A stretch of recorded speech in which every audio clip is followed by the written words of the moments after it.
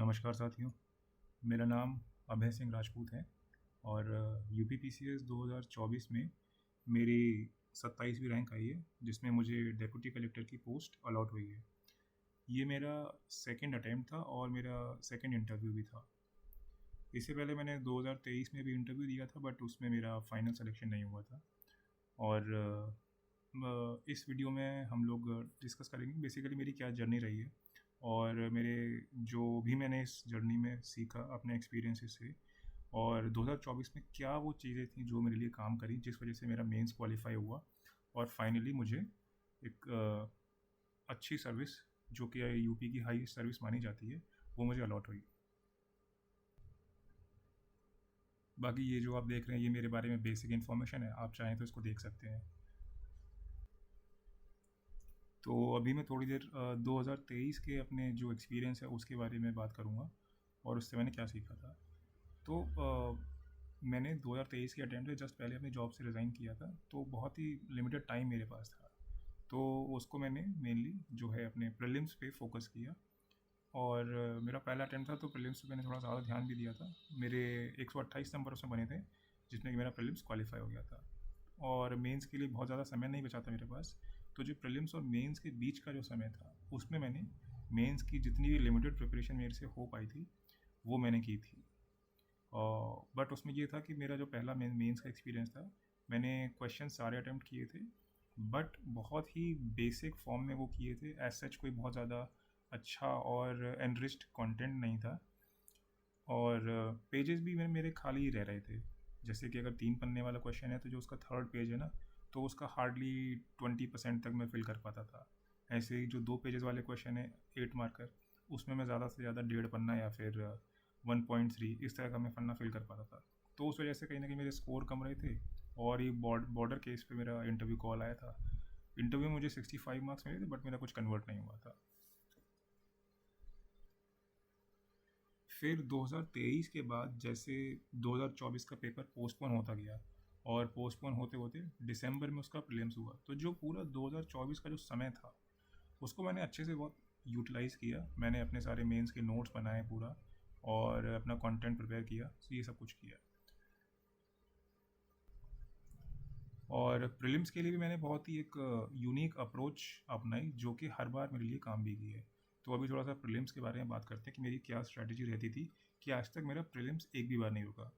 मैंने 3 प्रीलिम्स दिए हैं, 2023, 24 और 2025। तीनों ही मेरे अच्छे मार्जिन से क्लियर हुए हैं। 2024 में मेरे अराउंड 117 मार्क्स थे प्रीलिम्स में, और 2025 का जो प्रीलिम्स था, मैंने हार्डली 1 महीना मैंने पढ़ा था उसके, उसमें मेरे अराउंड 140 मार्क्स थे, जिसमें कि लगभग 105 नेट क्वेश्चंस मेरे सही थे। अब जैसे ये लेफ्ट साइड में आप ये जितने भी ग्रुप्स के नाम देख रहे हैं, ये सारे मेरे प्रीलिम्स के ग्रुप्स हैं। जैसे कि पहला आप देख रहे हैं ये प्रीलिम्स एनवायरनमेंट 2026, तो ये सिर्फ और सिर्फ एनवायरनमेंट का ग्रुप है। तो इसमें जितने भी इम्पॉर्टेंट चीज़ें हैं एनवायरनमेंट से रिलेटेड, वो सब कुछ इसमें है और वो पूरा, जैसे कि आप देख सकते हैं, ये स्क्रीनशॉट के फॉर्मेट में है। मैं यूजुअली क्या करता था, जैसे अगर कोई वीडियो देख रहा हूँ तो वहाँ से मैं स्क्रीनशॉट ले लेके यहाँ पर डाल देता था। जैसे कि अभी ये अपनी एक रिपोर्ट आई थी, है ना, आईएफएसआर रिपोर्ट, तो इसके आने के काफ़ी चांसेस थे। तो वही वीडियो देखते हुए मेरे को जो भी इसमें इंपॉर्टेंट इन्फॉर्मेशन, फॉरेस्ट कवर कितना है और क्या क्या इसमें क्लासिफिकेशन है, तो इस तरह की जितनी भी इंपॉर्टेंट इन्फॉर्मेशन है, वो मैं अपने इस ग्रुप में ऐड करते हुए जाता हूँ। तो जितनी भी ऐसी इंपॉर्टेंट इन्फॉर्मेशन है जो कि एग्ज़ाम के पॉइंट ऑफ व्यू से इंपॉर्टेंट होती है, वो इस तरह कवर हो जाती है। अब यहाँ से क्या है, रिवीजन करना बहुत आसान हो जाता है, चाहे आप फ़ोन से हों या फिर आप टैबलेट से हों या फिर आप लैपटॉप से हो। आपको पन्ने नहीं पलटने पड़ते, आप सीधे यहाँ पे आओ, ग्रुप खोलो फटाक से, और सब कुछ आपकी आंखों के सामने है। और ये भी क्या है, एक विजुअल मीडियम है। अब जैसे नोट्स जो लिखे हुए होते हैं, उसको रिटर्न करना बहुत मुश्किल होता है। यहाँ पे क्या है कि ये विजुअल मीडियम है, तो रिटर्न करना ही बहुत, कहीं ना कहीं बहुत आसान हो जाता है। जैसे मैं अगर इसमें और ऊपर चीज़ें दिखाऊँ आपको, वाटर कंजर्वेशन, पोल्यूशन, मेनली इसमें देखो जीसी से इंपॉर्टेंट जो भी क्वेश्चंस हैं जो कि आने रिपीट होने के चांसेस हैं, वो सब इसमें कवर्ड हैं। उसके अलावा इसमें एडिशनल चीज़ें बहुत सारी हैं, जैसे कि बायोफ्यूल्स हैं, फर्स्ट जनरेशन, सेकंड जनरेशन, ये क्वेश्चन भी आपको देखने को मिल जाता है। इनफैक्ट यूपीएससी में आ चुका है, तो ये आपको इस फॉर्मेट में मिल जाएगा। अब जैसे ये सेंचुरीज़ और बायोस्फीयर रिजर्व वाला बहुत ही कॉमन क्वेश्चन आता है यहाँ से। तो जैसे अगर आप देखोगे ना, तो मैंने जितने भी इंपॉर्टेंट इमेजेस है यहाँ से उठा के डाल रखी हैं, इसमें कितने बायोस्फीयर रिजर्व है, कहाँ पे है। अब यहाँ से आप पढ़ोगे ना तो रिटेन करना बहुत आसान हो जाता है जिसके बारे में शरीफ बता।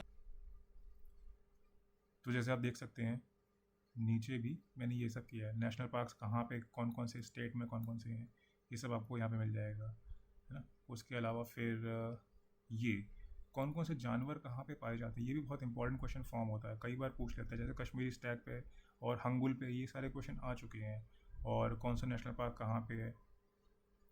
तो यहाँ पे ना आपको पूरा विजुअल फॉर्म में मिल जाता है, तो याद करना आसान हो जाता है। अब जैसे जम्मू कश्मीर में कौन कौन से नेशनल पार्क हैं, तो ये सब कुछ आपको यहाँ पे मिल जाएगा। ऐसे ही सारे स्टेट्स का, हिमाचल, अरुणाचल, असम, और मैंने यहाँ पे लिख भी दिया है कि रायमोना में किसके लिए फ़ेमस है, मानस किसके लिए फ़ेमस है। तो ये ना बहुत ही ईजी वे में आप चाहो तो आपका पूरा एनवायरनमेंट एक दिन में ख़त्म हो जाएगा, और आप इसको 2-3 बार रिवाइज़ कर लोगे ना तो आपके दिमाग में ये सब चीज़ें कंठस्थ हो जाएंगी एकदम। आप उसके बाद कोई मॉक लगाओगे तो आप क्वेश्चंस भी बहुत ईजीली सॉल्व कर पाओगे। तो ये मेरी अप्रोच रही है। जैसे ये एनवायरनमेंट का हो गया। अब इसके बाद अगर मैं दिखाऊँ तो आपको वर्ल्ड ज्योग्राफी, ये मतलब ऐसा सब्जेक्ट है जिससे कि लोगों को यूजुअली डर लगता है थोड़ा सा, क्योंकि बहुत वास्ट है। तो इस तरह मैंने इसको भी बहुत इजीली कवर किया हुआ है। जैसे लेक्स एंड वाटरफॉल से बहुत क्वेश्चन आते हैं, तो मेजर लेक्स आप देख सकते हो यहाँ से बहुत जो बेहतरीन इमेज मिलती है वहाँ से उठा के डाल रखा है। तो ये आपको यही सारे क्वेश्चंस वो लोग वो प्रीलिम्स में पूछते हैं, ठीक है। और जो इम्पोर्टेंट क्वेश्चंस हैं वो भी मैं यहाँ पे कवर कर देता हूँ, ठीक है। तो ये मेरी अप्रोच रहती है वर्ल्ड ज्योग्राफी में भी। जैसे मिनरल से क्वेश्चन आते हैं तो आप यहाँ से देख सकते हो कौन सा क्या है, कितना है। और स्ट्रेट्स, जैसे स्ट्रेट से क्वेश्चन आते हैं तो मैंने ना बहुत ही विजुअल फॉर्म में पूरा डाल रखा है। अब जैसे सिर्फ क्वेश्चन के फॉर्म में होता है तो समझ में नहीं आता कि कौन सी चीज़ कहाँ पे है। तो यहाँ पे क्या पूरा मैप है, सब कुछ है, तो चीज़ें बहुत ईजीली दिखाई देती है। मलक्का स्ट्रेट हो गई इधर, है ना, ये सुंडा स्ट्रेट हो गई, कहाँ पे है, फ्लोरिडा स्ट्रेट किस किस के बीच में है, कौन से जो महासागर उनको जोड़ रही है। तो चीज़ें आसान बहुत ही ईजीली याद हो जाती हैं। तो ये वाली मेरी अप्रोच रहती है प्रीलिम्स के लिए, और ये हमेशा बहुत काम करती है। और इसे होता ये है कि आपने अगर ये पहले से पढ़े हुए ना तो आप 20 दिन में भी आप पढ़ के प्रीलिम्स क्रैक कर सकते हो। ये एक्चुअल में मैं आपको बता रहा हूँ, 20 दिन में आप बहुत ईजीली क्रैक कर सकते हो अगर आप इससे गो थ्रू कर चुके हो बहुत अच्छी तरह से, ठीक है। और ये बहुत ही मतलब मैं तो इसको पिछले 2-3 बार से ट्राई कर रहा हूँ। तो आप चाहो तो इसको आप भी कर सकते हो, बहुत ईजीली हो जाता है। जैसे रिवर्स से बहुत क्वेश्चन आते हैं, हर बार क्वेश्चन आता है, तो इसको भी मैंने बहुत अच्छे वे में कवर किया हुआ है। जैसे ये देखो आप, रशिया में कौन कौन सी रिवर्स हैं, तो पूरा देखो मेंशन किया हुआ है कि यहाँ से ओब रिवर निकल रही है, यहाँ से येनिसी निकल रही है, यहाँ से लेना निकल रही है ना। ये आपका मंगोलिया हो गया। और ओब कहाँ से निकल रही है, अल्टाई माउंटेन से निकल रही है। येनिसी कहाँ से निकल रही है, लॉन्गेस्ट इन रशिया, खंगाई माउंटेन से निकल रही है। तो ये सारी आपको इन्फॉर्मेशन यहाँ पे मिल जाएगी, ठीक है। ये येलो रिवर, याराकांत रिवर, तो ये सारी इन्फॉर्मेशन आपको बहुत ही अच्छे फॉर्म में मिल जाएगी, आपको याद करना बहुत आसान हो जाएगा।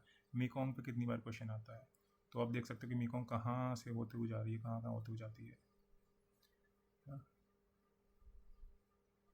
तो ये मेरी अप्रोच रहती है वर्ल्ड ज्योग्राफी के लिए, ठीक है। सेम यही अप्रोच मैं रखता हूँ अपनी इंडियन ज्योग्राफी। कहाँ है इंडियन ज्योग्राफी, या ठीक है। इसमें अगर अपन चलें तो इम्पोर्टेंट लेक्स इंडिया में कौन कौन सी इंपॉर्टेंट है, तो यहाँ पे आप देख सकते हो। आपको याद हो तो 2025 में एक क्वेश्चन आया था रेलवे हेडक्वार्टर्स वाला, तो अब ये देखो मैंने ये बना के रखा हुआ था, तो मेरे को ईजिली याद था ये, तो बहुत आसानी से मैंने वो क्वेश्चन सॉल्व कर दिया था। तो ये ग्रुप मतलब बहुत ही ज़्यादा यूज़फुल है, एक्सट्रीमली यूज़फुल। क्योंकि ज्योग्राफी ऐसा सब्जेक्ट है ना कि आप जितना देखोगे उतना ही आपको याद होगा। बुक से पढ़ के ये याद होने वाला पेपर नहीं है, तो आपको देखना बहुत ज़रूरी है।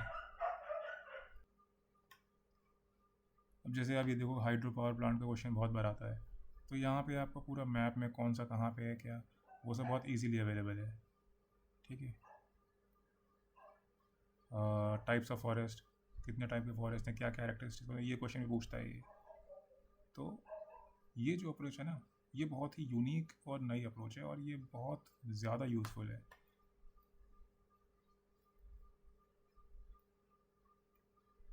इसी तरह से मैंने अपने सारे ग्रुप्स बना रखे हैं। आप जैसे देखो ये मिसलेनियस का है, तो इसमें ना आपको वो वाले क्वेश्चन मिल जाएंगे, जैसे ये कर्व्स आते हैं इकोनॉमी वगैरह वाले, लॉरेंस कर्व, गिनी कोफिशिएंट, लाफर कर्व, ये सब, ठीक है। उसके अलावा बैलेंस ऑफ पेमेंट्स, और बेसिकली इसमें ये सारी चीज़ें कवर्ड हैं इसमें, ठीक है। जो थ्योरी ऑफ पॉपुलेशन, ये थ्योरी आती रहती है, आपको पता है एग्जाम में। ये आपका सेंसस शुरू हो गया, सेंसस से जितने पॉसिबल क्वेश्चन है वो मैंने यहाँ पे डाल रखे हैं, ठीक है ना। तो इस तरह से मैंने ये पूरा सब कुछ कवर किया हुआ है। बेसिकली जो भी मिसलेनियस पार्ट है, और इकोनॉमी, जैसे Malthusian theory of population, demographic transition theory, ये किसने दी हुई है, आते हैं ये क्वेश्चन।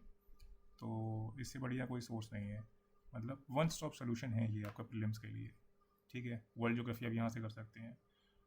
फिर उसके बाद प्रीलिम्स एंशिएंट, अब यहाँ पे गया है मैंने, ये मेरा एंशिएंट का ग्रुप है, तो यहाँ से आप चाहो तो पूरा जो है एंशिएंट हिस्ट्री कवर कर सकते हो, बहुत ही ईजी वे में, बहुत ईजी वे में, मतलब आपको बिल्कुल एफर्ट ही नहीं लगेगा और बहुत जल्दी आपका हो भी जाएगा। ऐसे ही मैंने एक गवर्नमेंट स्कीम्स का बना रखा है, क्योंकि गवर्नमेंट स्कीम्स पूछता है वो कि कौन सी आई थी अरेंज करने के लिए क्रोनोलॉजिकली। तो जैसे आप देखो मैंने जो है हैंड रिटन है वो भी यहाँ पे है सब कुछ, तो ये भी बहुत इजीली आप कर सकते हो, ठीक है। केमिस्ट्री एंड फिजिक्स का मैंने ग्रुप बनाया हुआ है, तो कुछ सिंपल क्वेश्चंस जो आते हैं वो मैंने यहाँ पे किए हुए हैं, बहुत ईजी वे में आप पूरा ये कवर कर सकते हो। कुछ भी जो भी 3 से 4 क्वेश्चन या 5 क्वेश्चन आते हैं ना, देखो सारे PYQs मैंने कवर किए हुए हैं यहाँ पे, ठीक है ना। एसिड बेस और ये सारी चीज़ें, कौन से एसिड में क्या होता है क्या नहीं है, ये सब कुछ बहुत ही बढ़िया विजुअल फॉर्म में कवर्ड है, तो आप बहुत इजीली यहाँ से चीज़ें कर सकते हो।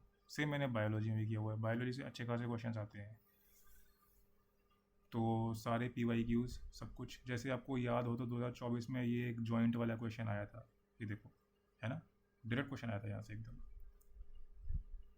तो ये रहता है। तो मैंने इसको क्वेश्चन के फॉर्म में जहाँ भी जो भी इंपॉर्टेंट सोर्सेज हैं मैंने सब कुछ यहाँ पे कवर कर रखा है। अगर आपने ये सारे ग्रुप्स कर लिए, मैं आपको गारंटी दे सकता हूँ कि आपका प्रीलिम्स कभी भी नहीं रुकेगा, कभी नहीं। ये मॉडर्न हिस्ट्री का ग्रुप है, मॉडर्न हिस्ट्री करने में लोगों को बड़ा एफर्ट लगता है, तो मैंने इसको भी बहुत ईजी बना दिया है ना। जैसे ये देखो एंग्लो सिख वॉर्स और एंग्लो मराठा वॉर्स, ये सब याद करने में लोगों को बहुत दिक्कत होती है, तो बहुत ईजी वे में मैंने सब कुछ प्रोवाइड कर रखा है। एंग्लो मैसूर वॉर और जितने भी इंपॉर्टेंट क्वेश्चन है GC के, वो सब कवर्ड है यहाँ पे। तो मॉडर्न हिस्ट्री भी ना आपका बहुत इजीली कवर हो जाएगा। पॉलिटी, पॉलिटी में क्या लोगों को बहुत दिक्कतें होती हैं, और जबकि सबसे ज़्यादा स्कोरिंग सब्जेक्ट है, तो यहाँ भी ना आप पॉलिटी बहुत ईजी वे में आप आराम से कर सकते हो।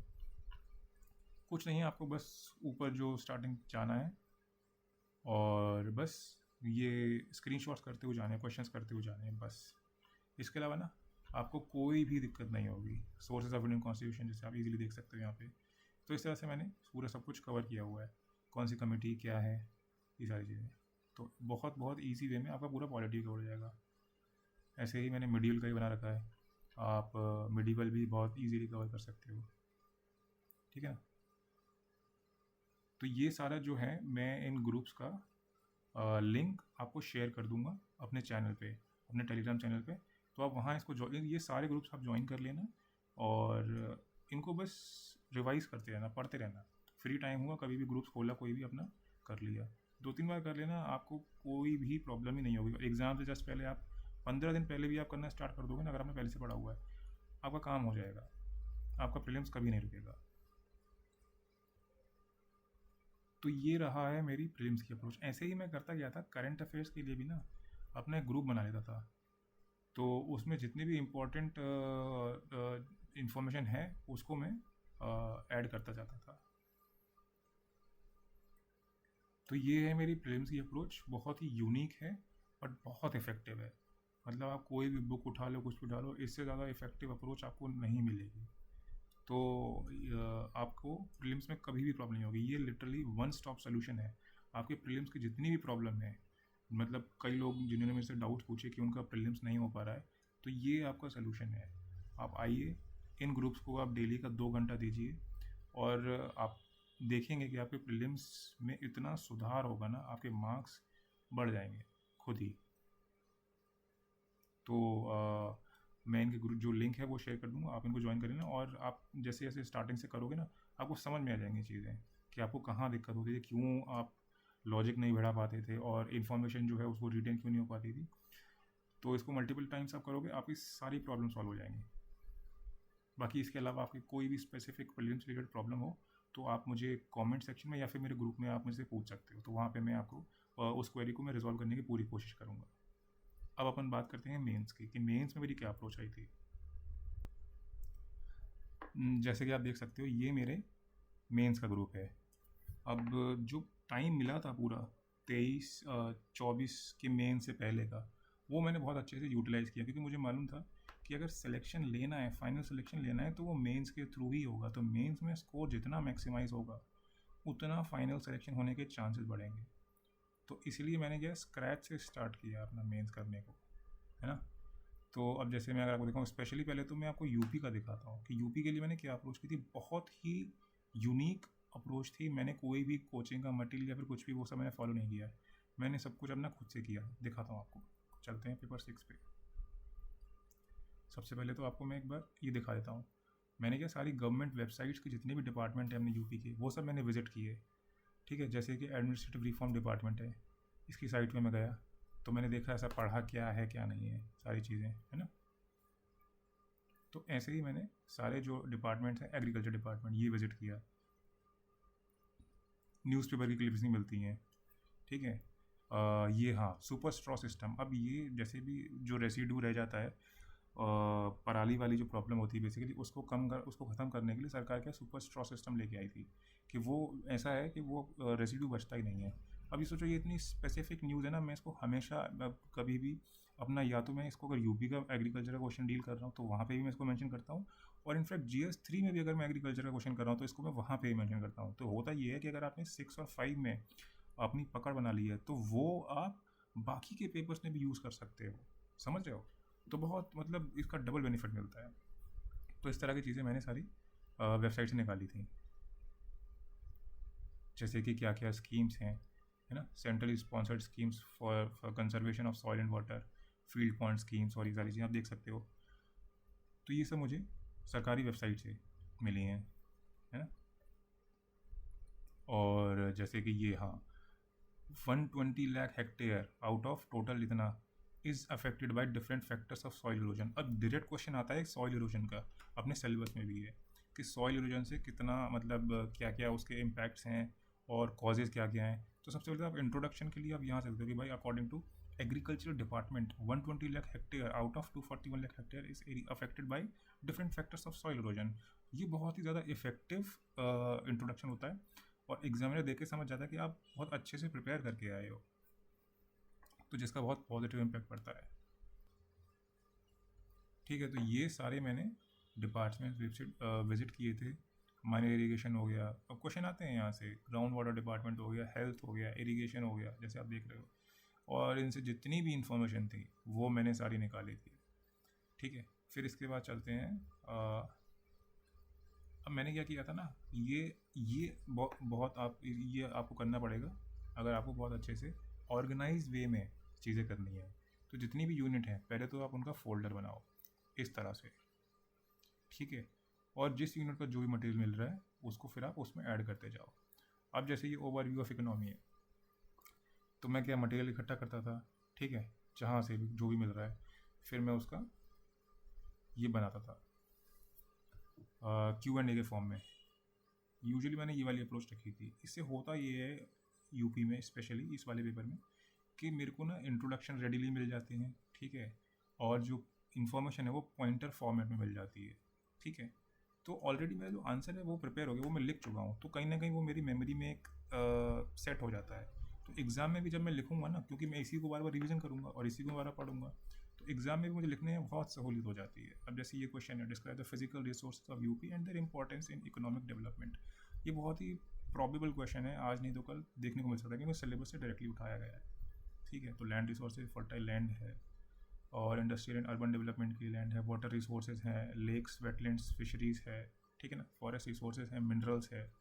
तो इस तरह से ये क्वेश्चंस मैंने डील किए हुए हैं। अब जैसे STC, ये क्वेश्चन कभी भी आ सकता है। तो देखो इतना बढ़िया इसका जो है इंट्रोडक्शन फॉर्म किया हुआ है, नीड क्या है उसकी, इसका स्ट्रक्चर क्या है, जैसे कि आप देख पा रहे हो, फंक्शंस क्या है, पॉलिसी फॉर्मुलेशन, एडवाइजरी रोल, है ना, resource centre, monitoring and evaluation, ये सारी चीज़ें।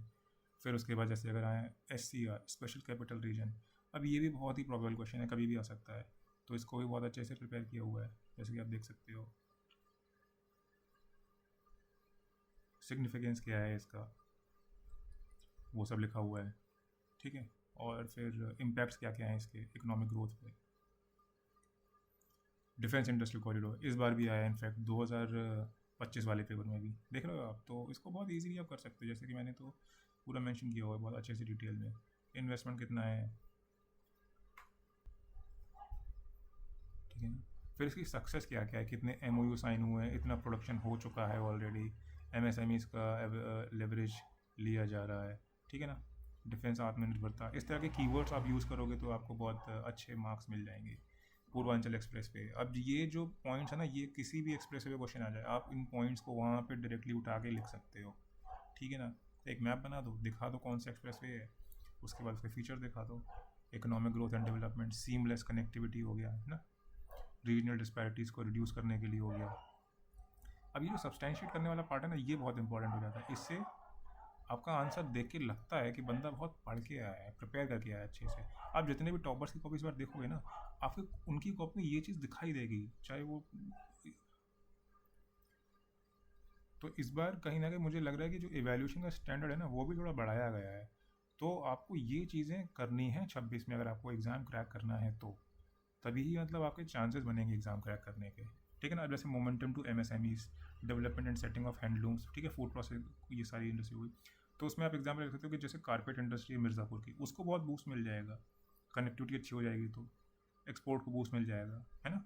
तो ये सारे पॉइंट्स आपको मेंशन करने पड़ेंगे। टूरिज्म हो गया, जैसे बुद्धिस्ट पिलग्रिम साइट बहुत है उस तरफ, एक एनवायरनमेंट वाला पॉइंट होगा, कार्बन फुटप्रिंट जो है कम होगा, ठीक है ना। और जैसे ये बहुत ही प्रॉबल क्वेश्चन है, इंटर रीजनल डिस्पैरिटीज़, ठीक है। तो वेस्टर्न यूपी इसमें क्या क्या है, अब जैसे आप ये देखो, मैंने यहाँ पे डेटा ही प्रोवाइड करवाया हुआ है कि जो वेस्ट यूपी है ना, वो लगभग 60% कॉन्ट्रीब्यूट करता है यूपी की GSDP में। सेंट्रल जो है वो सिर्फ 20% करता है, ईस्ट जो है सिर्फ 17% करता है, बुंदेलखंड सबसे कम करता है, मात्र 5%। ये आप दिखा दोगे तो एग्जामिनर वैसे ही खुश हो जाएगा कि भाई इतना कुछ पता है बंदे को। बाकी आप वेस्ट यूपी में क्या क्या है जो फीचर्स हैं वो आप दिखा सकते हो यहाँ पे, कि जो टॉप 10 डिस्ट्रिक्ट्स हैं GSDP में जो कॉन्ट्रीब्यूट करते हैं, उसमें से 7 डिस्ट्रिक्ट्स सिर्फ और सिर्फ वेस्ट यूपी में हैं, समझ रहे हो आप। तो कितना ज़्यादा स्क्यूड है चीज़ें। बाकी सेंट्रल यूपी का देख सकते हो कि यहाँ पे क्या क्या है, ईस्टर्न पूर्वांचल में देख सकते हो, बुंदेलखंड में देख सकते हो फिर और फैक्टर्स क्या क्या हैं, ऑब्स्टेकल जो करते हैं, हिस्टोरिकल फैक्टर्स हो गए, जोग्राफिकल फैक्टर्स हो गए, सोशल फैक्टर्स हो गए, है ना, इंडस्ट्रियल फैक्टर्स, ये सारी चीज़ें। तो इस तरह से मैंने ये अप्रोच रखी है पूरा। तो ये क्या है, ये कंटेंट भी है और ये क्या क्वेश्चन आंसर के फॉर्मेट में भी है, तो आपको रेडीली चीज़ें मिल रही हैं, आपको इंट्रोडक्शन प्रिपेयर्ड मिल रहा है ऑलरेडी। तो आप जब इसे बार बार पढ़ोगे ना, तो आप पढ़ोगे उस तरह से ही पढ़ो, आपकी प्रिपरेशन उस तरह से होगी, तो आपका जो माइंड सेट है ना, वो बहुत ही ज़्यादा एग्ज़ाम सेंट्रिक होगा, क्वेश्चन सेंट्रिक होगा। तो आपको एग्ज़ाम में क्वेश्चन सॉल्व करने में बहुत ज़्यादा सहूलियत होगी। तो मैंने 5 और 6 में यही अप्रोच रखी थी, और जो कि मेरे लिए बहुत इफेक्टिव रही है। मुझे लगता है कि मेरे 5 और 6 में बहुत अच्छे मार्क्स होंगे। मैं वेट कर रहा हूँ अभी, जब मार्कशीट आएगी तो मैं आपको आप लोगों के साथ ज़रूर शेयर करूँगा। तो सारी यूनिट्स के लिए मैंने यही किया है, मेरे नोट्स हैं, और जो कि मैं अब इन सारे नोट्स को अपने ग्रुप पे अपलोड भी कर रहा हूँ, है ना। अब जैसे अगर मैं इस वाले पे आऊँ, climate change and weather forecasting system पे, इसको देखते हैं, ठीक है। अब ये क्या है आपका SAPCC, state action plan on climate change, आ चुका है ये क्वेश्चन, तो इसको भी मैंने बहुत अच्छे से जो है लिखा हुआ है, तो आप इसको देख सकते हो क्या कौन कौन से मिशंस हैं, ठीक है। और यूपी क्लाइमेट चेंज अथॉरिटी, तो यूपी जो है फर्स्ट स्टेट है, क्योंकि ये बहुत प्रॉबेबल क्वेश्चन है, तो मैंने इनको कवर किया हुआ है कि ये आज नहीं तो कल कभी भी पूछ सकता है, ठीक है। नीड क्या है, फंक्शंस क्या हैं, वो सारी चीज़ें। Discuss the manifestation of climatic and environmental vulnerabilities post bye climate change in UP. कितना बेहतरीन क्वेश्चन है, और इसके बाद उतने ही अच्छे तरह से मैंने प्रिपेयर भी किया है इसका आंसर, ठीक है। ये सब आप लिख दोगे ना, इतनी चीज़ें, अब मतलब एग्जामिनर आपको अगर 12 मार्क्स का क्वेश्चन है, आपको 8 मार्क्स दे के चला जाएगा ऐसे कंटेंट में, ठीक है ना। और ये सारा मैंने उठाया कहाँ से, जो क्लाइमेट चेंज नॉलेज पोर्टल है, वहाँ से मैंने ये सारी इन्फॉर्मेशन उठाई है, जो पूरा पास्ट डेटा है। ये 1970 से लेके अब तक का डेटा वहाँ पे मेंशन है कि कितने इवेंट्स हुए हैं जैसे कि आप फ्लड्स का देखोगे ना, तो इतना प्रोन है और इतने से लेके इतना लॉस हुआ है, और over 65,000 people have lost their lives. तो ये पूरा डेटा वहाँ पे उस पोर्टल में मेंशन है, वहाँ से मैंने पूरा उठाया है। ठीक है।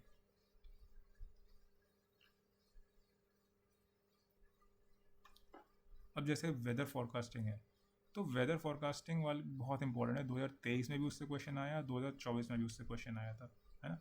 तो आप ये सब देख सकते हो, बहुत ही रेलिवेंट पॉइंट्स यहाँ पे मेंशन है विद रिपोर्ट्स डेटा सबके साथ। ठीक है। चैलेंजेस क्या क्या हैं फोरकास्टिंग में, तो आप ये सब देख सकते हो आराम से। ठीक है। और स्टेप्स क्या क्या लिए हैं, अब यही क्वेश्चन 2024 में आया था एग्जैक्टली, और मैं ये सारे पॉइंट्स में वहाँ लेके आया था। मुझे लगता है कि अब ये 8 मार्कर में आया था, आई थिंक एग्जामिनर ने मुझे कुछ नहीं तो कम से कम 5 नंबर दिए होंगे, क्योंकि मैंने इतने स्पेसिफिक पॉइंट्स लिखे थे ना, ये सारे के सारे। UP remote sensing application centre हो गया, राहत वाणी केंद्र हो गया, 4 न्यू डॉपलर वेदर रेडार, ये न्यूज़पेपर से उठाया था, ये एस्टेब्लिश किए थे। 500 ऑटोमेटिक वेदर स्टेशन हो गए, है ना। ये न्यूज़ में था काफ़ी, क्योंकि यूपी गवर्नमेंट ने जो है MOU साइन किया था गूगल क्लाउड के साथ AI पावर नेटवर्क के लिए। बाकी मिशन मौसम हो गया, एक भारत फोरकास्टिंग सिस्टम हो गया। तो इस तरह के स्पेसिफिक पॉइंट्स आपको मेंशन करेंगे, आपको अच्छे नंबर चाहिए तो। अच्छा, मैं आपको दिखाता हूँ, जैसे लोग बोले थे कि बहुत मुश्किल क्वेश्चन आए थे, जैसे कि विटिकल्चर पे भी क्वेश्चन आया था और फ्लोरिकल्चर पे भी आया था, और इनफैक्ट इस बार जो है सेरिकल्चर पे क्वेश्चन आया 2025 मेंस में। आइए देखते हैं इसको। हाँ, ठीक है। अब ये जो क्वेश्चन है ना, हॉर्टिकल्चर, पूरा हॉर्टिकल्चर इसमें बहुत अच्छे से कवर्ड है, क्या है क्या नहीं है, ये सारा गवर्नमेंट वेबसाइट से उठाया हुआ है, हॉर्टिकल्चर डिपार्टमेंट की वेबसाइट है, वहाँ से सब कुछ। ठीक है। क्या क्या स्टेप्स लिए गए हैं। ठीक है। और सेरिकल्चर इस बार आया था, इनफैक्ट मैंने कई लोगों को ग्रुप में बोला था कि सेरिकल्चर देख के जाना, सेरिकल्चर क्वेश्चन, क्योंकि बहुत प्रॉबेबल था इसलिए। तो अब देखो, इतना बेहतरीन इंट्रो ये उठाया मैंने, ये सेरिकल्चर डिपार्टमेंट की जो वेबसाइट है वहाँ से उठाया है ये। तो इसीलिए वो सब विजिट करना इतना यूज़फुल काम आया मेरे। प्रॉस्पेक्ट्स क्या क्या हैं वो आप देख सकते हो यहाँ पे। ठीक है। पूरा देखो यहाँ पे मेंशन्ड है कि कितना यूपी का प्रोडक्शन है, कितनी डिमांड है, सिर्फ हम 10% प्रोड्यूस करते हैं। अब इतना स्पेसिफिक पॉइंट आप लेके आओगे, एग्जामिनर समझ जाएगा कि बंदा बहुत अच्छे से पढ़ गया है। ठीक है। अब ये मैप मेरे को उसी डिपार्टमेंट की वेबसाइट पे मेंशन था कि मलबेरी सिल्क यहाँ पे होता है, एरी सिल्क यहाँ पे होता है, टसर सिल्क यहाँ पे होता है, कितने डिस्ट्रिक्ट्स जो कि इन्वॉल्व हैं। ठीक है ना।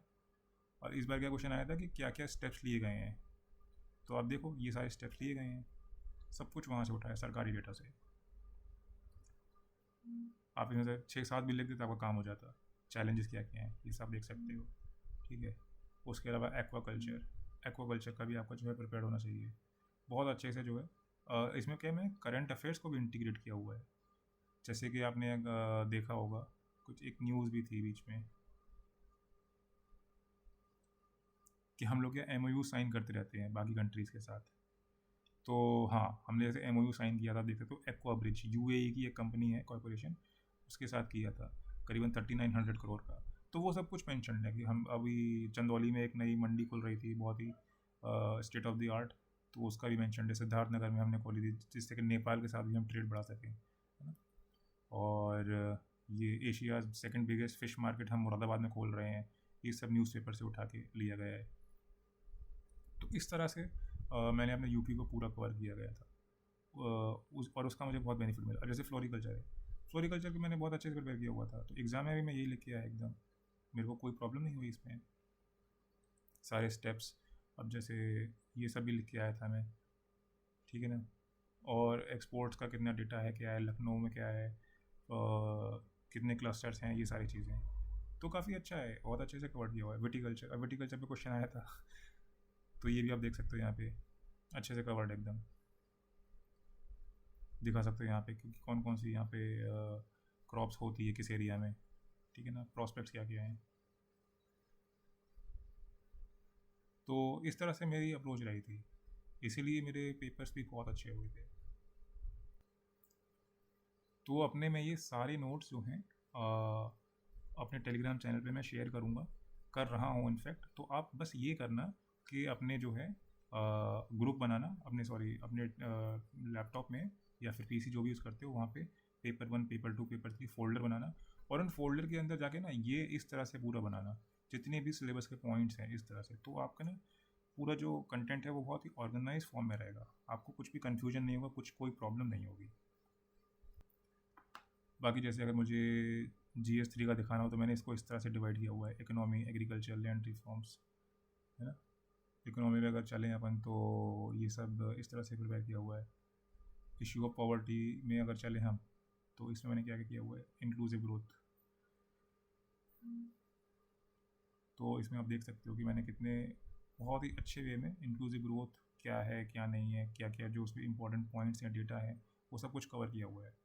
ठीक है, क्या क्या मेजर्स लिए गए हैं। अब ये क्या क्वेश्चन को भी मैंने सिनॉप्सिस के फॉर्म में जो है कवर किया हुआ है। अब ये क्वेश्चन 2019 में आ चुका है, how inclusive growth is helpful in reducing poverty and inequalities in India. ठीक है, तो वो कवर्ड है पूरा अच्छे से बहुत। तो अब यहाँ पे आपके ना यहाँ से क्वेश्चंस भी प्रिपेयर हो जाएंगे, चैलेंजेस क्या क्या इंक्लूसिव ग्रोथ के। तो देखो पूरा यहाँ पे बहुत अच्छे से होलिस्टिकली चीज़ें कवर्ड हैं। Poverty estimation India, I think ये क्वेश्चन आया भी था अभी, UPSC में आ चुका है ये क्वेश्चन। तो कौन कौन से मेथड्स हैं, कौन कौन सी कमिटीज़ हैं, वो सब कुछ यहाँ पे बहुत अच्छे से कवर किया हुआ है मैंने। ठीक है, तो ये क्वेश्चन भी हैं यहाँ पे, PYQs। मेजर चैलेंजेस क्या क्या है in reducing poverty and inequality, ये सब आपको यहाँ से मिल जाएगा। ठीक है, तो देखो आपको ये सारे क्वेश्चन मिल जाएंगे। अब यहाँ पे देखो इतनी स्पेसिफिक चीज़ है ना कि 30 farmers commit suicide daily on an average, ये NCRB की रिपोर्ट। तो ये ही सब आपके आंसर्स को ना बहुत अच्छा बनाते हैं। तो ये सब आपको बहुत करना पड़ेगा। पॉवर्टी लाइन में कौन कौन सी कमिटीज़ थी, उन्होंने क्या क्या रिकमेंड किया था, ये सब पता होना चाहिए आपको। ठीक है, और इस बार आई थिंक ये क्वेश्चन भी आया था ना मेरे ख्याल से कि अनएम्प्लॉयमेंट को कैसे मेजर करते हैं। तो उसमें टाइप्स हो गया, अनएम्प्लॉयमेंट होता क्या है, 3 कंडीशन होती हैं उसकी, तो आपको ये भी लिखना पड़ेगा। टाइप्स हो गया, ये स्टेप्स टेकन कौन कौन से हैं, कॉजेज़ क्या क्या हैं, मेजरमेंट ऑन अनएम्प्लॉयमेंट। ये है ना कि NSO जो करता है उसकी 3 अप्रोच रहती है basically, usual status approach, weekly status approach और डेली स्टेटस अप्रोच। तो इस तरह से मैंने अपने सारे पेपर्स 1 से लेकर 6 तक कवर किए, और मैं अपने जो है नोट्स सारे के सारे वहाँ पे शेयर कर दूँगा। आप लोग मेरा टेलीग्राम चैनल ज्वाइन कर लेना, आपको सारी चीज़ें वहाँ मिल जाएंगी। आपको ना ही कोई नोट्स बनाने की ज़रूरत है, ना ही आपको PYQs करने की ज़रूरत है, मैं PYQs भी आपको प्रोवाइड करवाऊँगा और सारे नोट्स भी। तो आप बस इतना कर लेना ना, आपका जो बाकी की जो एडिशन होगा वो मैं भी बाद में आपको प्रोवाइड करवा दूँगा। आपको मेंस में या प्रीलिम्स में किसी में भी प्रॉब्लम नहीं होगी, लिटरली वन स्टॉप सोल्यूशन है ये। ठीक है, तो और ये आप बाकी लोगों के साथ भी शेयर करना अपने फ्रेंड्स के साथ, ताकि सब लोगों तक ये बात पहुंच सके, क्योंकि इतना ज़्यादा मिसकंसेप्शन है ना, कोई कुछ भी यहाँ पे आके बोल देता है और बेचारे जो स्टूडेंट्स हैं सीरियस वो कंफ्यूज हो जाते हैं कि क्या करना है क्या नहीं करना है। तो ये आपको उस कन्फ्यूजन से हटाने के लिए, ताकि आपकी प्रिपरेशन पूरी ट्रैक पर रहे, इसीलिए मैंने ये सब अपने प्रिपरेशन के टाइम पे किया था। मैंने सोचा था कि अगर मेरा होगा तो ये सब कुछ मैं आप सबके साथ शेयर करूँगा, ताकि जो सीरियस एस्पिरेंट्स हैं वो लोग अपनी प्रिपरेशन बहुत अच्छे से कर सकें। तो ये वीडियो वैसे भी आधे घंटे से ऊपर की हो गई है, तो इसको अभी यहीं पे ही ख़त्म करेंगे।